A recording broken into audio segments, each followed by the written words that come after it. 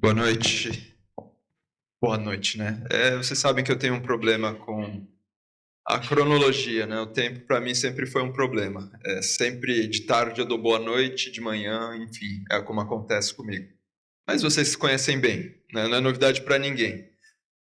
Ah, Queria, em primeiro, antes de nós irmos no nosso texto nessa noite, queria primeiramente agradecer, né, ao pastor Valdir pelo convite, à igreja de São José dos Campos, né, por nos convidar para estar com os irmãos nessa data que é uma data especial para a igreja em São José dos Campos. Para nós é uma data especial também porque nós nos sentimos como devemos nos sentir, participantes disso. E para a gente é um motivo de grande alegria poder relembrar as bênçãos do Senhor num dia especial. A gente tem que marcar esses eventos, marcar essas datas. É o modo como Deus nos instrui, inclusive na sua palavra, né? A gente tem que sempre fazer um memorial a respeito, né, dos eventos que acontecem. E hoje não é diferente disso. Nós estamos aqui para poder cultuar ao nosso Deus em gratidão a tudo que Ele realizou. E uma vez que Ele tem realizado tão grandes coisas, eu estava conversando com o pastor Valdir, né, durante, acho que meses, a gente já vinha falando a respeito, né, de assuntos, enfim, e do tema mesmo, do que pregar, do que trazer para a igreja. Um ponto que nós havíamos conversado no passado era a respeito da necessidade de uma igreja frutificar. Nós não entramos muito no detalhe a respeito de qual aspecto da frutificação nós haveríamos de abordar. Se o pastor Valdir estivesse pregando aqui, provavelmente estaria pregando alguma coisa nessa mesma linha, mas eu não sei sobre quais aspectos ele estaria falando. O que coube a mim foi, meditando a respeito da frutificação, pensar em um texto da palavra de Deus que pudesse nos dar uma direção, não uma certeza, mas um direcionamento naquelas coisas que o Espírito Santo de Deus se compraz em abençoar. E é sobre isso que eu gostaria de compartilhar com os irmãos nessa noite. Então, eu vou pedir que os irmãos abram suas Bíblias no livro de Atos, no capítulo 2. Já que o pastor Valdir não vai pregar, eu vou tentar ocupar aqui o espaço, tá bom, pastor? Para que ninguém se sinta desprestigiado no sentido de que nós tínhamos tanto tempo e não usamos o tempo, então vou tentar cumprir aqui a missão que nós tínhamos. Eu quero ler com os irmãos Atos capítulo 2, no versículo 40. Atos 2, 40. Vamos ver o que diz a palavra do nosso bom Deus. Leamos. E com muitas outras palavras isto testificava e os exortava, dizendo: Salvai-vos desta geração perversa. De sorte que foram batizados os que de bom grado receberam a sua palavra. E naquele dia agregaram-se quase 3.000 almas. E perseveravam na doutrina dos apóstolos, e na comunhão, e no partir do pão, e nas orações. E em toda a alma havia temor, e muitas maravilhas e sinais se faziam pelos apóstolos. E todos os que criam estavam juntos, e tinham tudo em comum. E vendiam suas propriedades e bens, e repartiam com todos, segundo cada um havia de mister.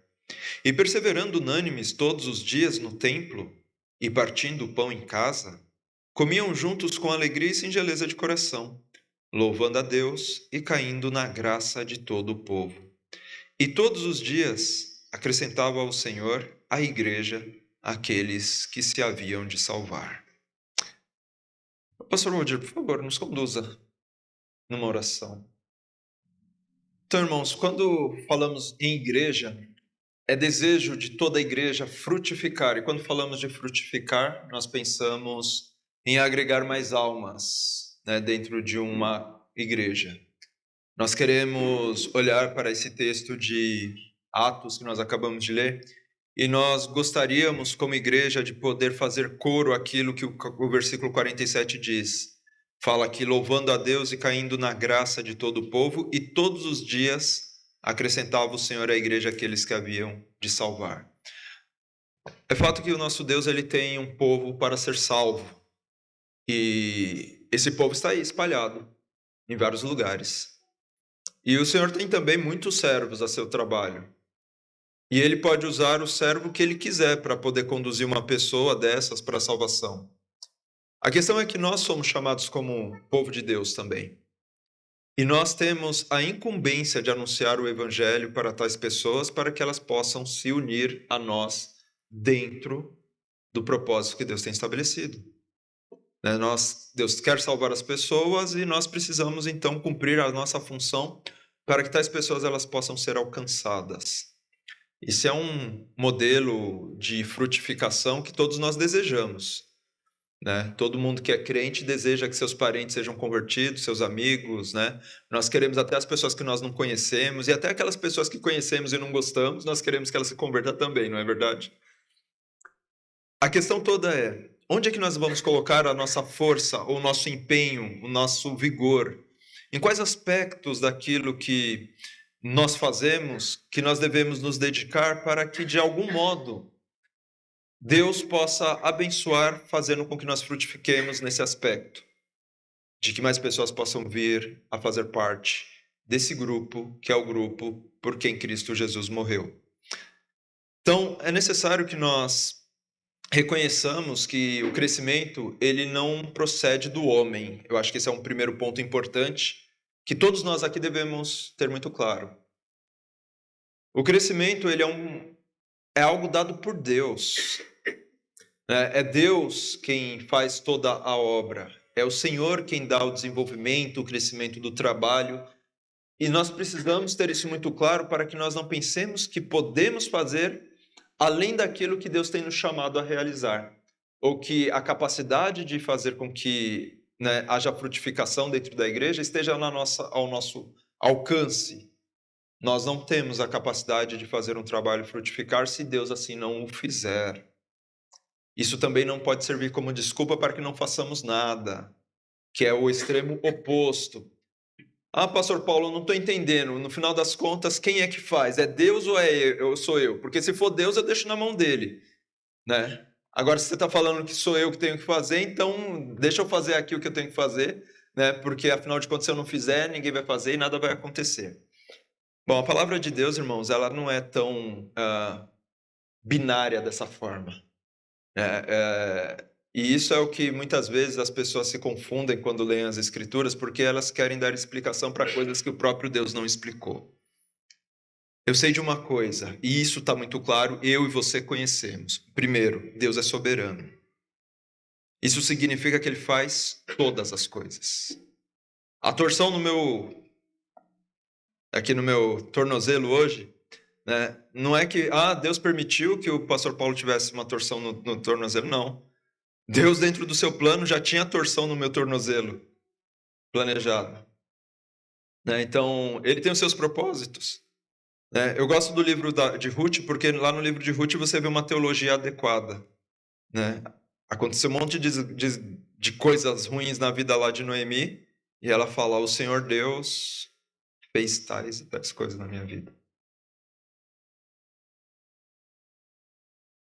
Então, a gente precisa saber quem é o nosso Deus.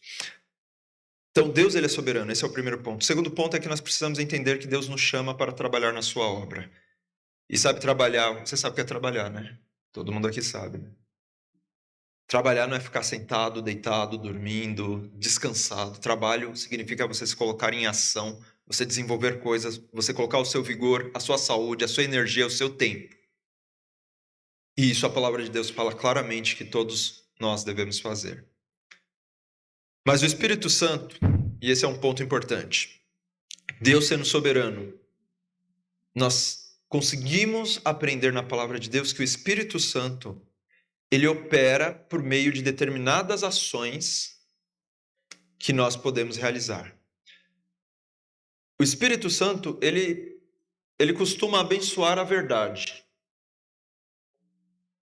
Ele se propõe a promover a verdade. Então, quando a verdade está sendo anunciada, a verdade está sendo pregada, o Espírito Santo ele pode e ele vai agir por conta da verdade que está sendo anunciada.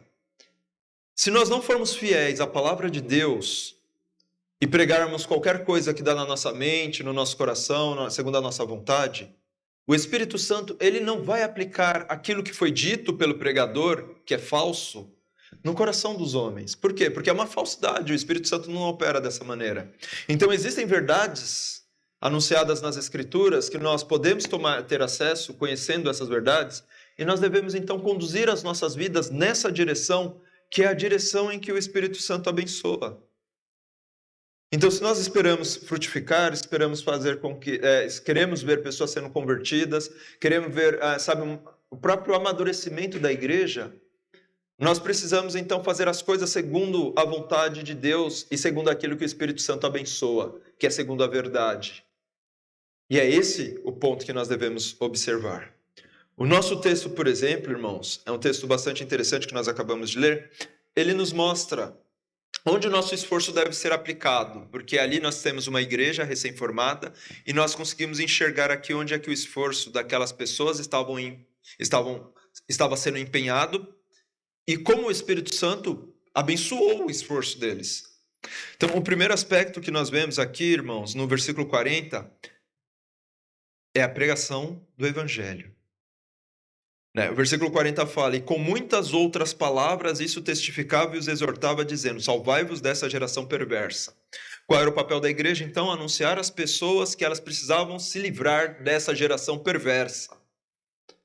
Poxa, mas que geração perversa é essa da qual está sendo falado aqui nesse texto? A geração perversa era a geração do tempo lá do tempo dos apóstolos, era. Só que a geração perversa é também a geração dos nossos tempos. É essa geração em que nós vemos as pessoas disseminando determinadas filosofias de vida, determinados conceitos a respeito, por exemplo, de família, de vida, de trabalho. Nós estamos permeados, vivemos nesse mundo, nós ouvimos e conhecemos quais são essas filosofias, só que o anúncio do Evangelho, ele significa anunciar às pessoas, alertá-las, que elas precisam ser libertadas do presente século mau. E isso acontece na pessoa de Jesus Cristo. Então, toda a igreja precisa pregar o Evangelho da salvação. E o Evangelho da salvação implica em você dizer para as pessoas, olha, as coisas não estão bem. Você está sendo atacado e talvez você não tenha nem percebido isso. Você se acha talvez muito bom, mas a realidade é outra diante de Deus. Então as pessoas elas precisam tomar conhecimento da verdade para que elas possam ser salvas por Jesus Cristo ou salvas dessa geração perversa. Esse é o primeiro aspecto. Um segundo aspecto que acontecia dentro da igreja, lá em Jerusalém, está no versículo 42, que era a perseverança na doutrina. Leiamos o 42. E perseveravam na doutrina dos apóstolos e na comunhão e no partir do pão e nas orações. Então você vê aqui que eles perseveravam, primeiro ponto que o texto fala, perseveravam na doutrina. O que significa perseverar? Significa que eles tinham conhecimento da palavra de Deus, dos ensinos de Cristo, e eles buscavam guardar esses ensinos. Guardar é o quê? Colocar na cabeça e nunca tirar dali? Não. Guardar significa aplicar. É muito mais importante que você saiba pouco da palavra de Deus, mas aplique o pouco que você conhece, do que você conhecer muito da palavra de Deus e não aplicar nada daquilo que você conhece. Os maiores hereges do cristianismo que existem, eles são exímios memorizadores de textos das Escrituras. Isso é um fato. Eles memorizam tudo e não aplicam nada. Então, eles perseveravam na doutrina, ou seja, guardando, observando os ensinos e aplicando isso na vida deles. Terceiro aspecto das coisas que o Espírito Santo abençoa, ainda no versículo 42, na segunda parte, fala a respeito da comunhão dos irmãos. Ele fala, na comunhão, no partir do pão, havia o quê? União dos irmãos. A comunhão, ela mostra aqui para a gente, logo na sequência, que ela envolve alguns aspectos. Como é que nós podemos falar que nós temos comunhão? A gente está aqui reunido num dia, aqui todos juntos. Será que nós podemos dizer que isso aqui é uma comunhão? Em certos aspectos, sim. Mas será que essa é toda a verdade? Absolutamente não. Você falou com todas as pessoas aqui? Provavelmente não. Você conhece todas as pessoas aqui? Alguns podem dizer que sim, outros podem dizer que não. Então, que diabo de comunhão é essa? Uma verdadeira comunhão, irmãos, ela tem algumas características. As características da verdadeira comunhão é, por exemplo, oração. O texto fala a respeito de que eles estavam em comunhão no partir do pão e nas orações. O versículo 44 fala que essas pessoas estavam juntas. Todos os que criam estavam juntos. Isso aqui é sinônimo de comunhão. E tinham tudo em comum. O versículo 45 fala que eles não apenas estavam juntos, mas eles cuidavam um dos outros. Obrigado, irmão Guilherme. Precisei do seu auxílio e do seu cuidado hoje quando torci meu tornozelo. Deus te abençoe por isso. Já estou me sentindo muito melhor. Cuidado uns dos outros. É o que o versículo 45 fala. Vendiam suas propriedades e bens e repartiam com todos, segundo cada um havia de mister. Versículo 47. Louvavam a Deus. Louvando a Deus e caindo nas graças de todo o povo, e todos os dias acrescentava ao Senhor à igreja aqueles que haviam de salvar. Então nós temos aqui, irmãos, uma introdução a respeito de alguns aspectos que o Espírito Santo abençoa se nós praticarmos. Louvar a Deus é algo que nós devemos fazer de todo o nosso coração. E o verdadeiro louvor a Deus não é o louvor que é expresso pelos cânticos que nós acabamos de cantar. O verdadeiro louvor não são palavras que você pode falar para uma pessoa. O verdadeiro louvor é um sacrifício vivo, santo e agradável a Deus. Este é o seu culto verdadeiro. Nas nossas versões está culto racional. Então, assim, nós precisamos nos envolver corporalmente com aquilo que nós fazemos. E como consequência de tais coisas, eu olho para o texto aqui em Atos capítulo 2, eu vejo que a consequência é a consequência que nós estamos buscando. A consequência é que eles louvando a Deus e caindo nas graças, versículo 47, todos os dias acrescentava ao Senhor à igreja aqueles que haviam de salvar. Bom, todos nós aqui queremos isso, não é? Mas nós estamos seguindo no caminho que o Espírito Santo geralmente abençoa para que isso aconteça? Quero falar, irmãos, hoje com os irmãos a respeito das características de um desses aspectos que foram mencionados dentro desse texto. Porque nós falamos a respeito da pregação do Evangelho, que é fundamental, é importante. Nós sabemos que a pessoa só vai ser salva se ela ouvir o Evangelho. Nós sabemos que precisamos perseverar na doutrina. Nós sabemos que precisamos ter comunhão uns com os outros. E o ponto que eu quero abordar hoje é a questão do ponto da comunhão. Esse ponto é um ponto fundamental, eu diria mais, ele é o principal. Ah, pastor Paulo, mas pregar o evangelho não é mais importante, irmãos? Suspeito que não. É mais importante a comunhão em amor entre os irmãos. Não concordo com o pastor Paulo. Não precisa concordar comigo. Vamos ver alguns textos na palavra de Deus. Porque a palavra de Deus ela nos mostra que existem características importantes, mas existem características principais. E aí eu quero ver com os irmãos algumas características que são chamadas de características principais. O nosso Senhor Jesus Cristo, conhecem? Ele disse o seguinte: nisto todos conhecerão que sois meus discípulos, se vos amardes uns aos outros. Irmãos, assim, sinceramente, eu vejo muitas pessoas pregando o evangelho hoje em dia. Na verdade, você pode abrir, qualquer mídia social, um YouTube da vida, Facebook. Você vai encontrar bastante pessoas pregando o evangelho. O evangelho que eu e você cremos. A verdade. Mas, irmãos, o Senhor Jesus Cristo ele fala assim, que nós seremos conhecidos se nós amarmos uns aos outros. Esse é o verdadeiro sinal daqueles que pertencem a Deus. O apóstolo Paulo, lá em Romanos, no capítulo 13, no versículo 8, Ele diz assim, ó, a ninguém devais coisa alguma, a não ser o amor, com que vos ameis uns aos outros, porque quem ama aos outros cumpriu a lei. Veja só que interessante, aqui ele fala a respeito de que nós conseguimos cumprir a lei se nós amarmos uns aos outros.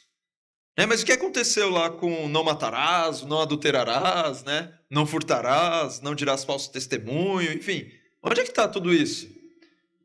Jesus Cristo condensou tudo isso falando assim, olha, se você amardes uns aos outros, vocês cumpriram toda a lei.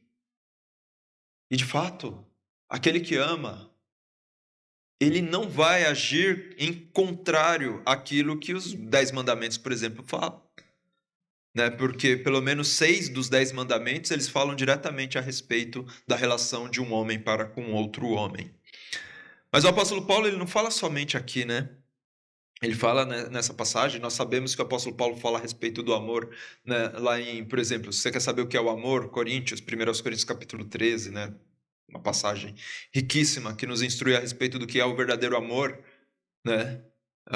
Tem até uma música, né, que diz, né, eu também busquei bastante, né? Esse sentimento é assim, por lugares tão distantes, quase que eu cheguei ao fim. Nunca então deixei de crer, de um dia encontrar o amor. Né? É uma música das antigas, né?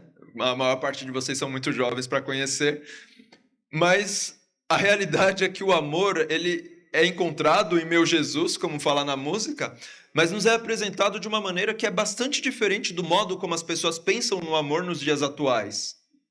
Né? As pessoas pensam no amor de uma forma romântica, não é? E basicamente o conceito de amor que existe na sociedade está unicamente vinculado ao romantismo. O amor entre um homem e uma mulher, eventualmente o amor de um pai para com seus filhos, né? Mais, e principalmente das mães para com os filhos, como o mundo apresenta.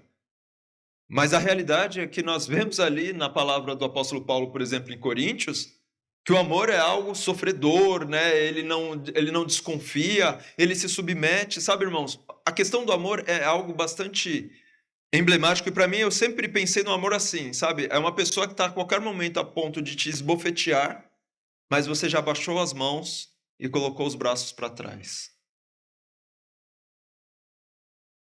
Né? Porque você se torna realmente vulnerável quando você ama, segundo aquilo que as Escrituras nos ensinam.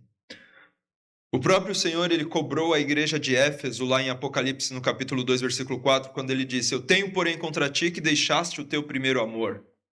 As pessoas discutem o que é o primeiro amor, o que é o primeiro amor, e esse primeiro amor que fala aí, né, no livro. E sabe, irmãos, para mim a palavra de Deus, ela deixa muito claro que a igreja de Éfeso, ela simplesmente deixou de praticar aquilo que foi ensinado tanto pelo apóstolo Paulo, né, mas muito mais e principalmente pelo nosso Senhor Jesus Cristo, que ele próprio é um exemplo de amor a ser seguido.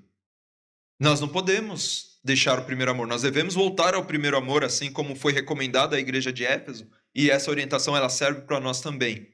Em Mateus capítulo 24, versículo 12, diz naquele sermão escatológico, Jesus Cristo disse, por se multiplicar a iniquidade, o amor de muitos esfriará. Né? E aí a gente pensa, irmãos, né, é difícil você amar algumas pessoas. E vamos sair do nosso contexto aqui todas as pessoas são amáveis. Né? Mas pensa, por exemplo, sei lá, pensa num bandido, num traficante, pensa, porque a gente ouve falar a respeito de muitos males.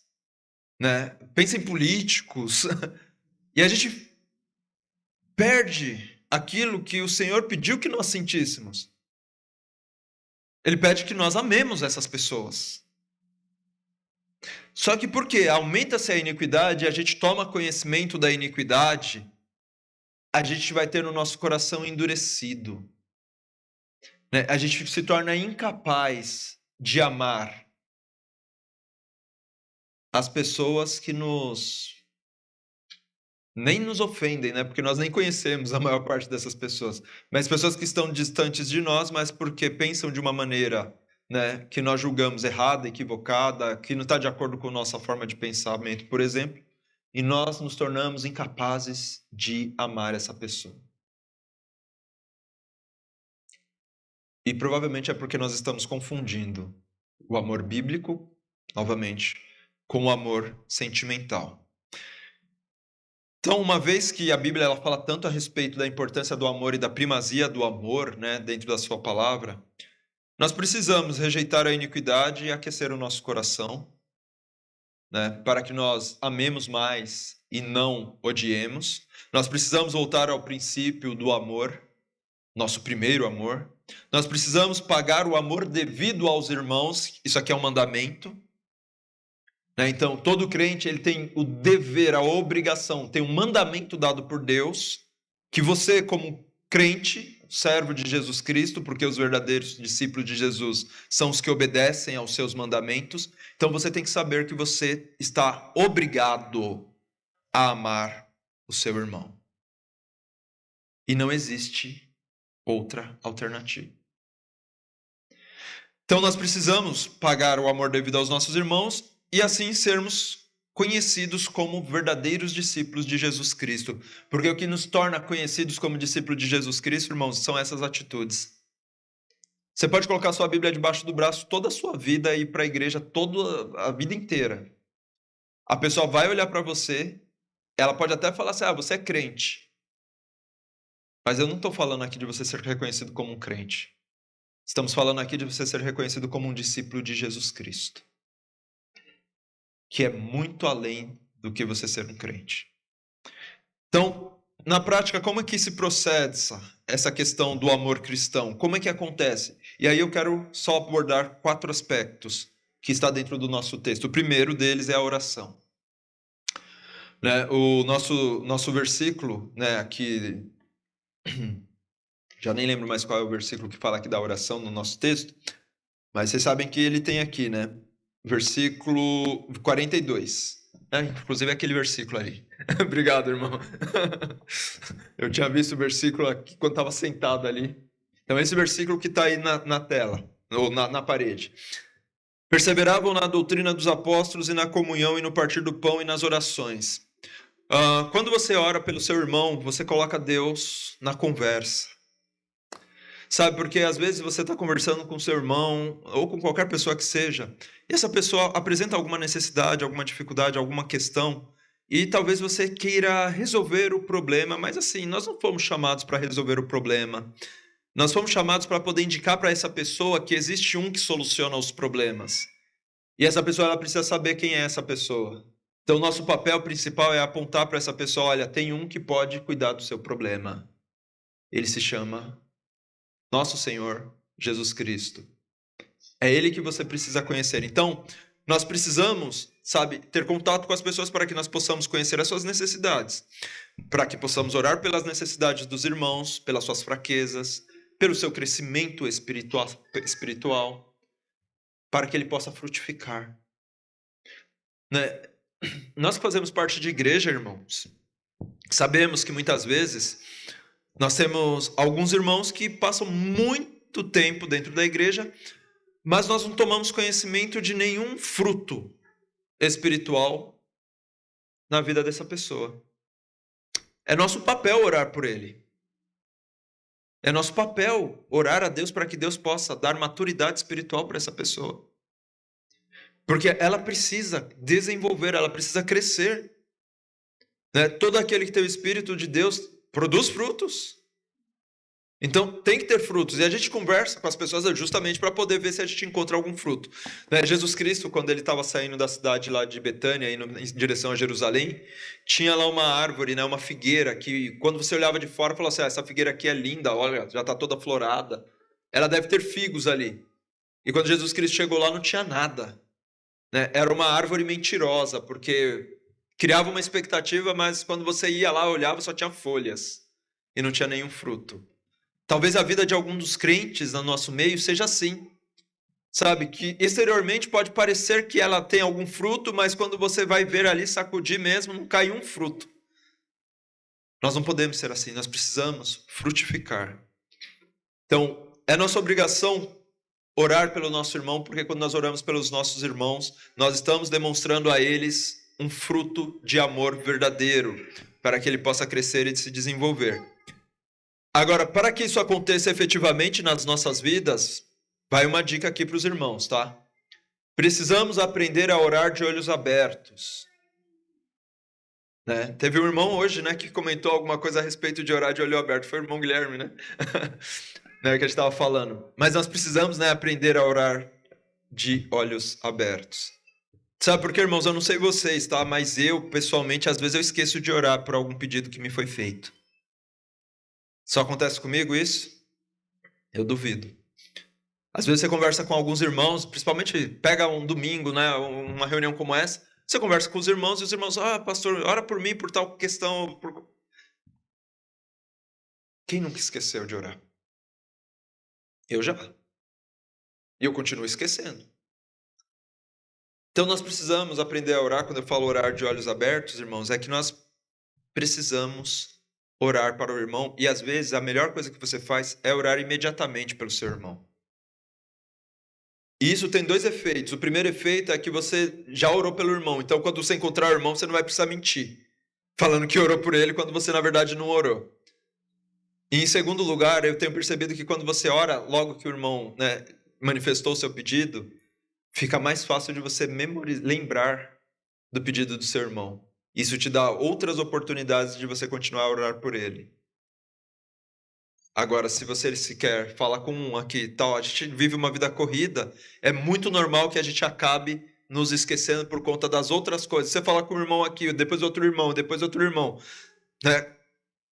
E aí você conversa com as pessoas sobre diversos assuntos, todas essas coisas vão fazer com que a gente tenha dificuldade na nossa oração. Outro aspecto, já que nós estamos falando a respeito de oração, é participar do culto de oração. O culto mais importante realizado pelas igrejas é o culto de oração. Ah, mas não é o culto de domingo? Por que seria? O culto onde nós estamos mais voltados a Deus é o culto de oração. Se nós orarmos, né, em boa quantidade, com uma variedade de irmãos, nós estaremos muito mais na presença do Senhor ali, colocando diante dele as necessidades, os problemas, as questões, do que acontece, por exemplo, num culto de domingo. Então, o crente, ele precisa participar do culto de oração, né? Porque no culto de oração é o momento em que nós também conhecemos as necessidades dos nossos irmãos. É o momento em que o irmão tem, né, a possibilidade de, peço que os irmãos estejam em oração por determinada situação na minha vida aqui e tal. Os irmãos do culto de oração sabem quais são as necessidades dos outros irmãos. Mas a gente pode dizer que os irmãos que não participam saibam disso? Não. Não sabem. Tem muitos irmãos que ignoram por completo, né, as questões pelas quais a igreja tem orado. E por que isso? Porque não participa, por exemplo, de um culto de oração. Porque julgam que talvez o culto de oração não seja um culto para toda a igreja, é um culto que as pessoas não precisam participar. É um culto no meio da semana, eu sei, tem algumas dificuldades, todos os problemas que podem advir daí. Mas, irmãos, é impossível que você não participe de um culto de oração em toda a sua vida de crente. Não existe desculpa para isso. E algumas dicas que a gente tem buscado, né, praticar lá em Betel, e obviamente a gente tem trabalhado em cima disso, mas a gente tem feito orações curtas e mais orações. Então, a recomendação quando a gente se reúne no culto de oração é que os irmãos eles sejam objetivos na oração. Não gastem muito tempo orando, para que outros irmãos tenham oportunidade de orar. O objetivo tem sido não que 2 ou 3 irmãos orem no culto de oração, mas que todos os irmãos varões possam estar orando dentro do culto de oração. E se todos forem comedidos com seu pedido, vai ter oportunidade para que todos orem. Isso tem sido bom porque você tem ouvido uma variedade de orações que antes acabavam ficando na monotonia das mesmas orações sempre. Então, é algo que nós temos buscado praticar lá em nossa igreja. Outro ponto: orações por questões comuns e menos orações por questões individuais. A palavra de Deus, ela fala que aquilo que dois ou três de vocês concordarem, né, o Senhor dos céus, ele vai atender. Então, assim, eu tenho a necessidade de que meus filhos sejam convertidos, mas eu sei que os irmãos que estão ali comigo também têm filhos, e eles precisam também que os filhos se convertam. Então, a nossa oração não é no sentido de que os filhos do pastor Paulo se convertam, não. Que os nossos filhos sejam convertidos. Né? Nós temos irmãos com problemas de saúde, que os nossos irmãos com problema de saúde, né, em alguns casos mais específicos, aqueles casos mais graves, nós citamos nominalmente, sim. Mas nós temos, né, orado muito mais por aquilo que nós, como igreja, concordamos que é o objetivo pelo qual nós devemos orar, do que propriamente pelo joelho ralado do Joãozinho, que caiu na escola. Nada contra orar pelo joelho ralado do Joãozinho, mas é importante que nós oremos pelas coisas que são realmente importantes para o reino de Deus, né? E pode ser que tenha espaço para orar também lá pelo joelho do Joãozinho, mas a questão que nos importa é orar pela honra e glória do nosso Senhor e pelo papel que Deus tem dado a nós para exercer como igreja. A gente também busca observar a questão de mais orações e menos pedidos de oração. Então, a gente começa orando antes dos pedidos. Né? Então, a gente vai lá e ora, todo mundo, vamos começar a orar e todo mundo já começa a orar sem saber se tem algum pedido especial. Né? E aí a gente ora ali, né, já chegamos a 30 minutos de oração, hoje está mais na casa dos 20, né, dos 15, mas nós aumentamos o tempo de oração. E só depois da mensagem a gente abre para que os irmãos que tiverem algum pedido específico, né, para poder que queira que a igreja esteja orando, para que nós possamos orar. Mas são essas orações que nós levamos para casa para poder orar. É um compromisso individual de cada um de nós que participamos do culto de oração, de que nós possamos lembrar da oração, para poder levar essa oração diante do nosso Senhor. Então, irmãos, a palavra de Deus ela nos recomenda que nós oremos, e oremos muito, e todo o tempo, e uns pelos outros. Então, esse é o primeiro ponto que, como uma igreja que busca frutificar, ela deve estar observando. Oração, o tempo todo, uns pelos outros, demonstrando amor, comunhão, e também orando pelas questões do próprio crescimento e frutificação da igreja. Segundo aspecto, estejamos juntos. Versículo 44. E todos os que criam estavam juntos e tinham tudo em comum. Aqui diz respeito diretamente às reuniões da igreja. É óbvio que você vê aqui que na igreja de Atos eles se reuniam todos os dias. Né? Nós não nos reunimos todos os dias, mas nós temos as nossas reuniões oficiais, certo? Nós temos um culto de quarta, nós temos aqui os cultos de oração também é quarta-feira? Quarta também, né? Então, quarta-feira nós temos o culto de domingo de manhã, nós temos, né, um culto à noite. Então, nós temos as nossas reuniões. Né? Essas reuniões, né, são as reuniões em que os crentes precisam estar engajados em apoiar essas reuniões. Né? O apoio dos cultos era algo imprescindível no passado. Né? Era um requisito, assim, irmãos, que estava incutido em todos aqueles que vinham fazer parte da igreja. Então, você vai fazer parte da igreja, você então precisa começar a vir nos cultos, você precisa começar a participar dos cultos. Né? E tanto é que, irmãos, no passado, ausências, elas eram todas justificadas por algum motivo. Justo, óbvio, né? Recentemente eu estive lá na igreja de Vila São José.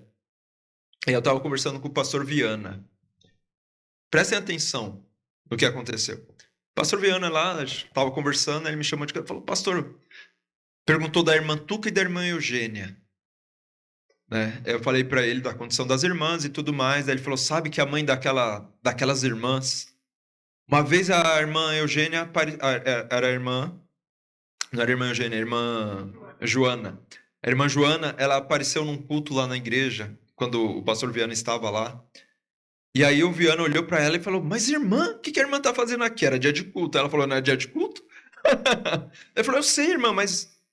E a greve dos ônibus? E ela olhou para a cara dele e falou assim, desde quando eu preciso de ônibus para adorar o meu Deus? Isso chama atenção, irmãos, porque assim, quantos anos faz que isso aconteceu? Né? Poucos dias atrás, o pastor Viana lembrou do fato e citou. Percebe qual é a diferença do ato de um crente quando ele olha para as dificuldades da vida e fala assim, meu, esse negócio aí é difícil, né? E quem conheceu as irmãs e conhece as filhas delas sabe das histórias, né? Sabe que isso não foi um caso isolado na vida dessa irmã, né? Que tem histórias e mais histórias, e você vai nas outras igrejas, você, né? Outro dia o irmão Moacir, né, da Casa Verde, também comentando comigo a respeito de um evento também com essa irmã, né? E você vai vendo, você vai falar, onde você vai, você ouve falar. Por quê? Por conta do testemunho, né? A gente fala aqui com liberdade porque a irmã não está mais entre nós, né? Para que ela possa se vangloriar disso. Ela está na presença do nosso Senhor Jesus Cristo. Mas são exemplos, irmãos, que nós precisamos mirar e que nós devemos buscar. Hoje em dia, infelizmente, qualquer coisa é motivo para se ausentar das reuniões da igreja. E aí essa questão que fala que todos os que criam estavam juntos, não é uma realidade nos dias atuais, porque absolutamente qualquer coisa é um motivo para ausências, né, nas reuniões da igreja. Compromisso, ele foi reduzido ao mínimo, né? Você percebe que as pessoas elas se comprometem com muitas coisas na vida e elas se esquecem que ela tinha antes um compromisso primário, aquilo com o qual você se comprometeu primeiro, né? Mas hoje em dia na vida do crente é muito comum você observar que aquele compromisso primário ele já não é mais tão importante assim, que ele pode abrir espaço para quase que qualquer coisa.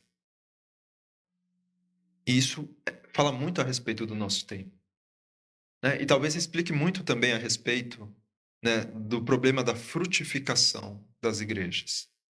Se você parar para pensar, as igrejas, né, que nós conhecemos, as igrejas co-irmãs, igrejas que nós temos algum conhecimento, tá quase todas as igrejas com o mesmo problema de, sabe, frutificar ou de, né, de que Deus possa acrescentar à igreja aqueles que haviam de se salvar. Mas a nossa atitude também é diferente, né?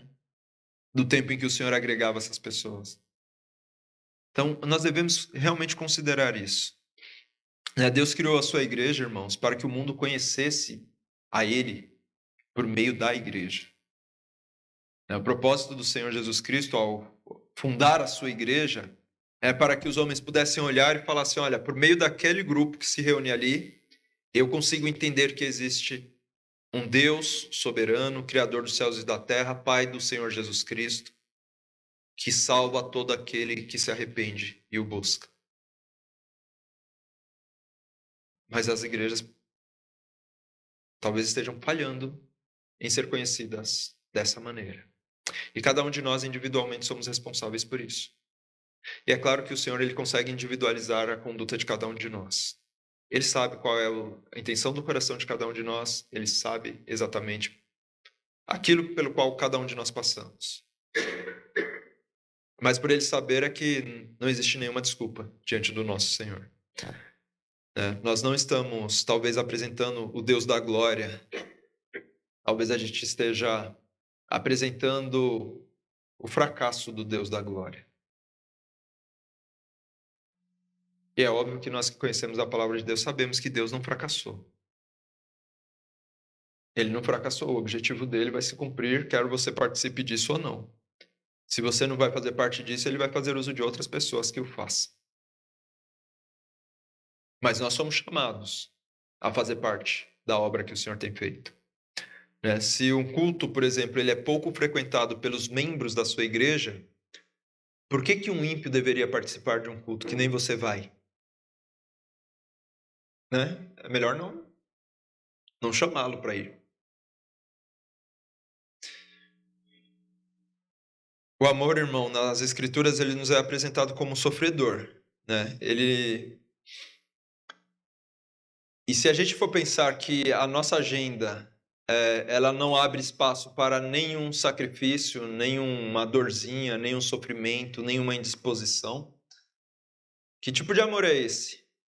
Ele deixou de ser o amor sofredor, o amor exemplificado por Jesus Cristo, e talvez seja somente o amor, né, verbal, o amor emocional, que é conhecido nos nossos dias. Às vezes você olha para a questão dentro da própria igreja, você vai encontrar pessoas que se sentem solitárias dentro da igreja. Fala assim, eu tenho solidão dentro da igreja, por exemplo. Eu tenho amigos fora da igreja, mas eu não tenho amigos dentro da igreja. Por que isso acontece? 1 João explica isso claramente, né? Aquele que anda na luz, ele tem comunhão com os que são da luz. Mas se você estiver andando em trevas, a sua comunhão vai ser com quem? Com as trevas. Isso pode dizer muito a nosso respeito. Portanto, estejamos juntos. É aquilo que se praticava no passado, é aquilo que você vai ver ao longo de todo o Novo Testamento e é aquilo que é recomendado para as nossas igrejas nos dias de hoje. Terceiro, cuidado uns dos outros. Como é que nós podemos mitigar o sofrimento dos irmãos? Você vê aqui no versículo 45 que diz assim, vendiam suas propriedades e bens e repartiam com todos. Segundo cada um havia de mistério, ou seja, cada um tinha uma condição diferente e ele tinha uma propriedade, o outro tinha alguns bens. Cada um contribuía como podia. E uma vez que essa contribuição era feita, eles podiam então socorrer aqueles que tinham necessidade. Mas como é que nós podemos então mitigar o sofrimento das pessoas? Como é que eu posso mitigar o sofrimento de um irmão aqui que está passando por uma dificuldade específica, que seja, sei lá, financeira, por exemplo? Eu preciso saber que ele está passando por essa necessidade, certo? Nós não somos adivinhos, nós não usamos bola de cristal, não acreditamos nisso, não acreditamos nos astros também que possam dizer alguma coisa para nós. Nós somos crentes bíblicos e de tal modo nós acreditamos que só sabemos das coisas se alguém nos falar. Então nós precisamos, em primeiro lugar, ter maturidade para tornar conhecidas as nossas necessidades reais. Então, se a gente está passando por alguma dificuldade material, espiritual, precisando de ajuda em alguma coisa, a gente precisa fazer com que as pessoas que estão na igreja saibam que nós precisamos de um auxílio dentro daquela parte. Mas eu tenho vergonha de fazer isso. Bom, a igreja de Cristo, ela não é um local para que você tenha vergonha.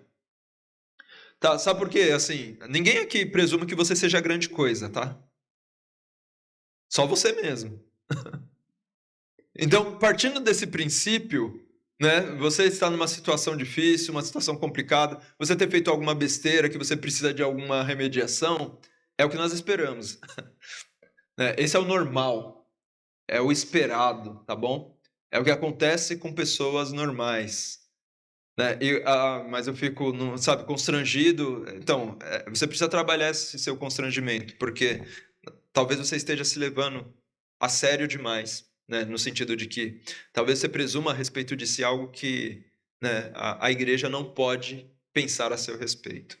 Então, nós somos o que somos, com as nossas falhas, nossas dificuldades, precisamos comunicar as nossas necessidades.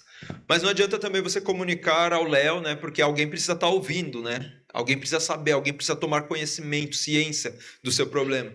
Eventualmente é uma questão que você pode ser mais discreto, falar pessoalmente com uma pessoa, e essa pessoa, ela talvez reúna as condições necessárias para poder te apoiar, te auxiliar, te exortar ou te dar o caminho em relação ao aspecto que você precisa. Mas é necessário que nós tenhamos o cuidado de uns dos outros, e para fazer isso, é necessário que nós tomemos conhecimento das necessidades. E o principal papel da igreja, uma obrigação, inclusive, que a igreja tem, é a obrigação de repartir. A igreja tem que estar atenta a isso. A igreja, ela torna-se um local, um meio pelo qual nós conseguimos repartir aquilo que é usado de forma comum pela igreja. Então, por exemplo, a igreja recebe ofertas. Essas ofertas, elas precisam ser aplicadas, utilizadas de forma sábia. E o que é aplicar de forma sábia? É repartir certo. É colocar o recurso necessário no ponto especificamente necessário. Isso é sabedoria, isso é fazer bom uso daquilo que Deus tem colocado sob os nossos cuidados. Então nós precisamos estar atentos às necessidades e fazer uso da sabedoria para poder repartir da forma correta. A necessidade de irmãos, existe uma necessidade de que nós tenhamos irmãos espiritualmente aptos para poder cuidar dessa parte. A Bíblia nos recomenda diáconos, né? Nós temos aqueles irmãos, os 7 lá que foram separados lá na igreja de Jerusalém, quando tiveram necessidade de servir as mesas ou cuidar das viúvas. Então era necessário que alguns irmãos pudessem cuidar da questão. Qualquer um pode cuidar? Não. Ali nós vemos que foram irmãos cheios do Espírito Santo, né, que tomaram parte nessa importante obra. Então, precisamos desses irmãos para que façam essa divisão. Outro aspecto é que o necessitado ele deve ser qualificado para receber o auxílio também. Não é qualquer um que chega e fala assim, eu preciso, sei lá, preciso de 50 mil. Não é assim que funciona. Né? Eu preciso, sabe, ou de repente falar, eu estou precisando de, vamos colocar dentro de uma realidade mais verdadeira aqui, estou precisando de 1.500, estou precisando de 1.000. Né? A igreja ela precisa ter discernimento dentro disso. Né? O apóstolo Paulo ensina sobre isso. Ele fala, inclusive, né, as pessoas que poderiam ser incluídas dentro da lista de auxílio da igreja. Então, tem qualificadores para essas pessoas. Ele fala a respeito de alguns que estavam se fazendo preguiçosos. Eles não estavam trabalhando. E aí eles estavam se apoiando na generosidade da igreja, né, para poder se alimentar. E o apóstolo Paulo falou assim, olha, se o cidadão não quer trabalhar, tendo condições de trabalhar e buscar o seu sustento, né, então que não coma. Então, assim, tem, obviamente, por isso que a gente fala que é necessário ter sabedoria dentro desse aspecto, porque a Bíblia ela nos ensina a cuidar das necessidades uns dos outros. Mas a igreja ela precisa fazer isso com sabedoria, porque do contrário vai haver muitos exploradores da igreja de Cristo. E nós não fomos chamados para ser tão tontos assim. Tá? Só um pouco. Não totalmente. Deve haver também cuidado não só material. Quando falamos de cuidar uns dos outros, nós precisamos entender que existe a necessidade de nós cuidarmos espiritualmente uns dos outros. E aqui é um ponto, irmãos, que muitas vezes não é usado e você tem que saber que você tem toda liberdade de fazê-lo. Você não tem somente a liberdade, mas você também tem a obrigação de fazer. Você tem a obrigação de exortar o seu irmão no erro. Mas o meu irmão ele vai ficar chateado comigo. Bom, você prefere que ele se chateie com você ou que o Espírito Santo fique aborrecido contigo? Né? Se é algo que você está vendo errado, coisa que precisa ser corrigida e você não corrige, né? Você se torna um coparticipante dentro da pecaminosidade desse seu irmão. E ao invés da igreja progredir, você está vendo que as coisas vão de mal a pior, porque você se acovardou e você não falou aquilo que você deveria ter falado para o seu irmão. Então você precisa exortar os seus irmãos dentro das necessidades. Mas às vezes tem uns irmãos que exortam, né? E exortam tudo errado, né? Chegam e falam, né, de qualquer jeito e falam aquilo que não deveria e tudo mais. Irmãos, é que nem o nosso jogo de futebol ali, né? Tá, todo mundo é irmão, todo mundo se ama, mas todo mundo levou uma canelada. Porque faz parte. Na igreja é da mesma forma, irmãos. A gente faz, né? Nós nos amamos, nós estamos juntos, e eventualmente uma pessoa vai falar uma coisa para você e você vai achar que ele não deveria ter falado. E o que você vai fazer com isso? Vai ficar chateadinho? Não. Porque se você ficar chateado e eu ficar sabendo, eu como pastor vou te exortar. E além de chateado, vai ser, né, vai ser exortado duplamente. E o pastor Valdir vai fazer isso também. Né, pastor? Então a gente precisa ter essa liberdade, exortar uns aos outros, não é somente exortação, mas também encorajamento. Às vezes o nosso irmão não precisa de uma exortação, ele precisa ser encorajado. Né? Ele precisa ser incentivado em determinada coisa, em determinado aspecto. Então nós temos que fazer isso na vida dos nossos irmãos, eles têm que contar conosco para isso. Nós temos que ter a disposição em servir. Né? E aí você vai estar servindo se você fizer essas coisas. Estar atento à exortação, ao encorajamento, ao auxílio, sabe, à oração. Tudo isso vai te tornar um membro útil. Eu não faço nada na igreja porque o pastor já prega, o irmão já canta, o outro toca. Né? Se você pensa a igreja somente nesse aspecto, então você não entendeu o que é igreja. Né? Porque tem assim, tanto quanto tem de membros, você eleva isso aí a 10 e você tem de questões para serem pleiteadas na presença de Deus. Então você tem muito para ser feito. E uma igreja ela precisa se comprometer a fazer isso. Cada um de nós devemos estar buscando isso. O amor, irmãos, é serviço uns aos outros. E é pelo amor que nós vamos ser conhecidos como a igreja de Cristo. Quarto e último ponto. Louvor a Deus. Versículo 47. Louvando a Deus. E aqui como consequência caindo na graça de todo o povo. E todos os dias acrescentava o Senhor à igreja aqueles que haviam de se salvar. Então, a direção do que nós fazemos, irmãos, deve estar muito clara. Nós somos igreja de Cristo e nós temos um objetivo muito claro como igreja do nosso Senhor Jesus Cristo. Nós não estamos aqui, ou quando nós nos reunimos nos nossos cultos das nossas igrejas, nós não estamos aqui, irmãos, para os homens. Nós estamos aqui para Deus. O objetivo é único, é exclusivo. E não há espaço, sabe, para dividir. Vamos dividir aqui e falar assim, vamos fazer um pouquinho para Deus e um pouquinho, né, aqui para nós. Então vamos pegar aqui uma parte do culto e vamos fazer coisa que a gente gosta. E aí a outra parte a gente faz as coisas que Deus gosta, né? Nós não podemos, nós não temos o direito, nós não somos autorizados a fazer uma profanação dessa. Infelizmente, é o que acontece muitas vezes, né? É comum haver, né, muitos cultos onde existe, por exemplo, excesso de emoção.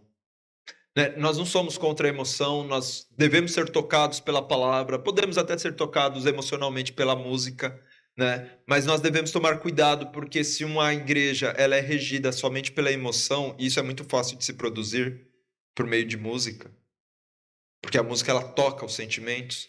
Então, se você quiser emocionar a maior parte, nem todos, né? Porque tem uns que têm um coração de pedra, não se emocionam de forma alguma. Nesse sentido, não um coração não regenerado, mas um coração meio duro para as questões, né, sonoras. Você consegue criar um ambiente, um clima, e as pessoas confundem isso com a ação do Espírito Santo. Sabe, irmãos? E não passa de emoção. Né? Se você for no show do Coldplay, vai estar tão emocionado quanto num culto. É o exato mesmo mecanismo. É a mesma coisa. São os mesmos acordes.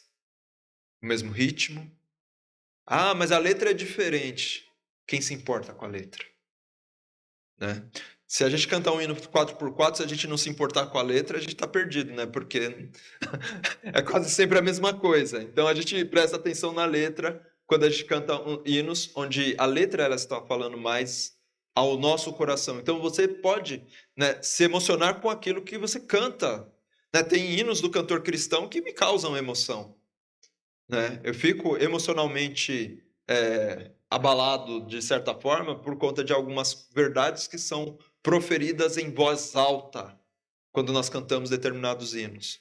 Mas nós devemos tomar cuidado com os cultos que são totalmente voltados ao emocional.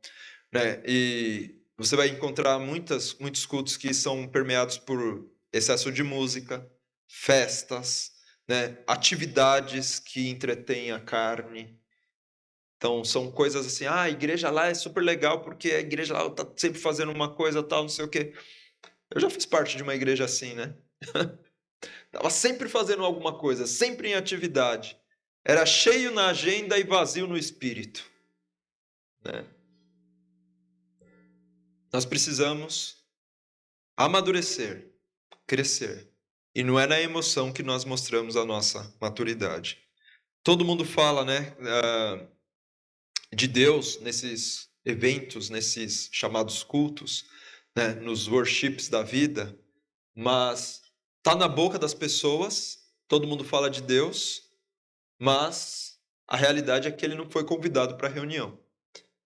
Porque tudo que acontece é para o homem. Vamos apagar as luzes, vamos colocar aqui uma projeção, né? Vamos pintar a parede de preta, né? Vamos colocar aqui uma luz, sabe, direta no pregador. Né? Isso aí só parece com o quê? Catolicismo. Porque no catolicismo, né, vocês que não são, né, iniciados dentro do catolicismo, qual é a função da missa? A função da missa não é o serviço comunitário de adoração a Deus. É o serviço que é feito no altar. Tanto é que o padre ele vira de costas para o povo. Né? Porque a ministração dele é o que está acontecendo, é na liturgia, é o ritual que acontece aqui. Então você excluiu toda a congregação e aí o padre ministra, sabe, o ritual.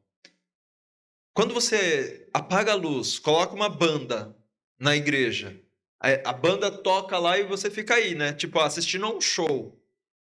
Você pode cantar, como acontece nos shows e tudo mais, aquelas coisas. Mas apaga a luz ali e deixa uma luz aqui. Isso parece catolicismo para mim. Porque assim, todo mundo foi esquecido e agora tem uma pessoa, o altar tem que brilhar. E o culto verdadeiro não é esse. O culto verdadeiro ele tem que ser prestado por cada um que faz parte do culto. Enquanto um prega, cada um de nós aqui, nós devemos dizer o nosso amém para as verdades bíblicas. Nós devemos moldar a nossa mente segundo a palavra de Deus. Nós devemos confessar aquilo que está em nosso coração, que é provocado pela palavra que é pregada. Esse é o nosso culto, é nosso corpo, é nossa mente, é nós estarmos envolvidos com aquilo que está acontecendo. Se é verdade, amém, então. Né? Amém é isso mesmo, eu concordo, é verdade. Então, o culto é isso. Não é uma apresentação onde uma pessoa fica aqui na frente falando para as outras pessoas e as outras só ouvindo, né? E esperando que seja curto, rápido e engraçado. Não é dessa forma que a palavra de Deus nos chama a louvar a Deus. Então, todo o propósito do nosso culto é adoração e louvor a Deus. O nosso culto é racional. A igreja é uma reunião de pessoas que têm o mesmo objetivo. Todos nós temos o objetivo do quê? Adorar ao nosso Deus. Expressar o nosso amor a esse Deus, Criador dos céus e da terra, através do serviço que nós prestamos uns aos outros. Então, Deus ele quer que nós prestemos o serviço, porque assim, não adianta você falar que você tem relação com Deus se você não tem nenhuma relação com seu irmão, tá? Você ainda não se converteu, tá? Você pode ter tem absoluta certeza disso que eu vou falar agora. Se você não ama o seu irmão, você está perdido ainda e você ainda não creu em Cristo. Mas eu levantei a minha mão, já fui batizado, sou membro da igreja há tantos anos. Você ainda não está salvo. Você está perdido. João não deixa alternativa. Você tem que amar ao seu irmão. Porque se você não ama ao seu irmão a quem viu, como amarás a Deus a quem você não viu? Aí você pode dar um monte de justificativa, que é possível sim, tal, não sei o quê. Mas vai justificar isso diante de Deus, o autor da palavra. Então não precisa ficar em dúvida. Se não tem amor aos irmãos, não tem também salvação, tá? O que existe é condenação. Conclusão. O amor, irmãos, na palavra de Deus nos é mostrado como uma coisa principal. Então, se ela é a coisa principal e nós não estamos nos gastando nisso, nós estamos nos gastando na coisa errada. Mas as outras coisas são importantes. Eu não disse que não são. São importantes, você deve também trabalhar em cada uma delas, mas existe uma coisa principal. A coisa principal é o amor. Irmãos? Então, passou do tempo de nos ofendermos com besteirinha. Nós precisamos ser maduros, nós precisamos ser firmes, nós precisamos testemunhar para as pessoas que o nosso Senhor Jesus Cristo suportou a dor da cruz em nosso favor. Então, não existe sacrifício que nós façamos nessa vida aqui que se compare àquilo que Cristo fez. Se você está em dúvida, leia Hebreus. Hebreus vai falar lá, você não resistiu até ao sangue. Ele está falando assim, você não foi nem ameaçado de morte, já está querendo desistir. Então, assim, mesmo sendo ameaçado de morte, suporte. Pratique aquilo que precisa ser praticado. Outra coisa é que o amor ele é prático e não abstrato.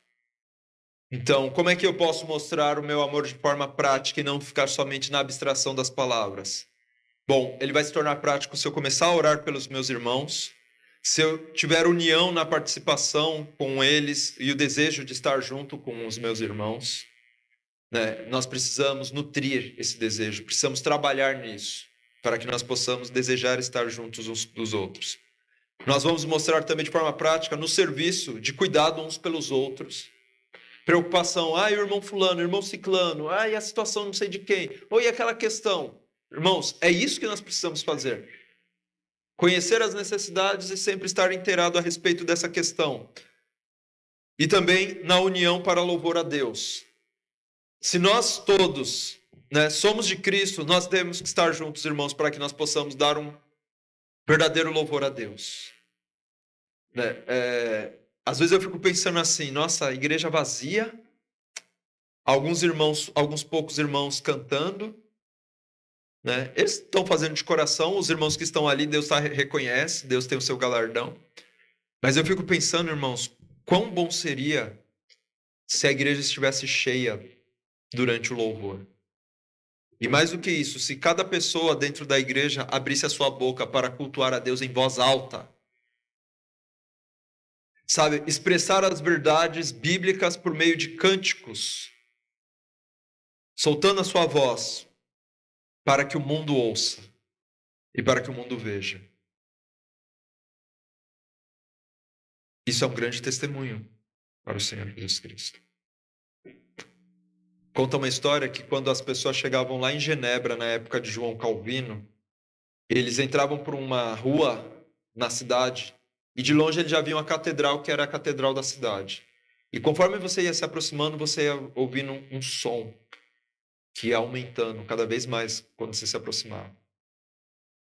Era uma sensação impressionante. Tanto é que foi registrado dessa forma. Porque as pessoas estavam reunidas ali dentro, louvando a Deus. E todas as pessoas que chegavam ali na cidade se impressionavam com essa visão. Nós somos responsáveis por isso. O amor é a maior expressão, irmãos, da ação de Deus. O mundo ele não quer amar como Cristo amou. O mundo não quer seguir o padrão de amor que é estabelecido nas Escrituras. O mundo ele é individualista, o mundo prefere isolar-se. Agora já virou moda as pessoas se autodenominarem antissociais. As pessoas anseiam por serem servidas e não ter a necessidade de servir outras. Essa é a realidade do nosso tempo. Infelizmente, é uma realidade que adentra também as igrejas. Existem, infelizmente, pessoas que se denominam cristãs que adotaram esse tipo de pensamento. E nós precisamos entender que precisamos vencer este mundo. Não é assim que o povo de Deus deve viver. Nós temos um mandamento e o nosso mandamento é amar uns aos outros. E o empenho da igreja no amor deve ser o principal objetivo de uma igreja. Se nós queremos ver as nossas igrejas frutificando, se nós queremos ver assim como acontece no versículo 47, todos os dias acrescentava o Senhor à igreja aqueles que haviam de se salvar, aqueles que haviam de salvar. Isso aqui não é uma receita de bolo. No sentido de que eu vou cumprir esses passos que nós observamos aqui e o Espírito Santo vai abençoar e as pessoas vão vir. Não, eu não diria que isso aqui é uma receita de bolo. Ainda o trabalho está nas mãos do nosso Deus. Mas eu posso dizer para você que se você não trabalhar de acordo com aquilo que o Espírito Santo se agrada, então você não precisa ter nenhuma esperança de que Deus vai acrescentar aqueles que vão se salvar. Nós somos chamados à obediência. E o modelo já nos foi dado. Então nós precisamos nos colocar de acordo com o modelo e em oração pedir para que Deus abençoe os nossos esforços. Quem sabe assim, nosso Deus nos dê dias em que nós vejamos as igrejas frutificando por meio de verdadeiras conversões, com verdadeiro temor e pessoas dispostas a servir em amor.